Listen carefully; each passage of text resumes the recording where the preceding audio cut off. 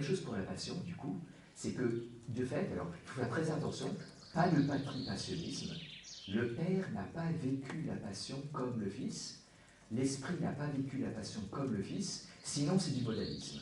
Parce que derrière le patripassionnisme, la pointe du problème n'est pas que le Père souffre, la pointe du problème, c'est qu'il n'y a pas de distinction personnelle entre le Père, le Fils et l'Esprit. D'accord ? Il faut savoir quel est le problème quand on a une hérésie. La pointe, c'est pas la souffrance, la pointe, c'est la distinction des personnes.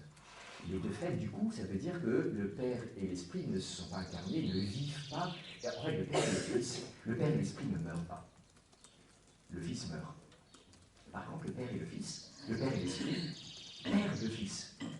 Et alors là, Balthazar ne va pas aussi loin parce que c'est très très radical, mais Moltmann va dire, mais si le Père perd le Fils, puisque le Père est Père dans sa relation au Fils, il y a quelque chose qui l'atteint dans son identité la plus profonde.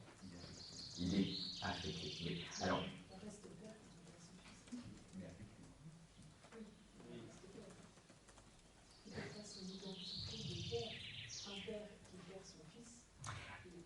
oui, mais comme ouais, tu n'es pas là sur Thomas, le problème c'est que ça c'est le cas pour nous, parce qu'on est autre chose aussi en tant que père, et donc on peut conserver quelque chose en dehors de la relation elle-même. Tandis que là, il n'est que par sa filiation, son engendrement du Fils.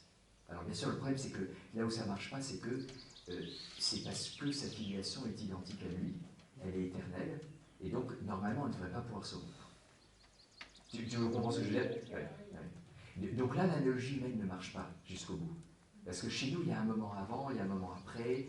En Dieu, le Père devient Père. Donc il devient lui, uniquement dans cet engendrement. Et il n'est que ça.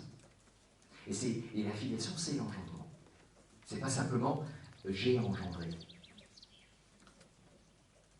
Oui, mais on peut penser qu'à la croix, il engendre encore dans la vie de son fils.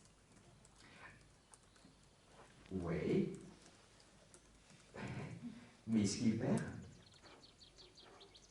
Est-ce qu'il le perd aussi? Oui.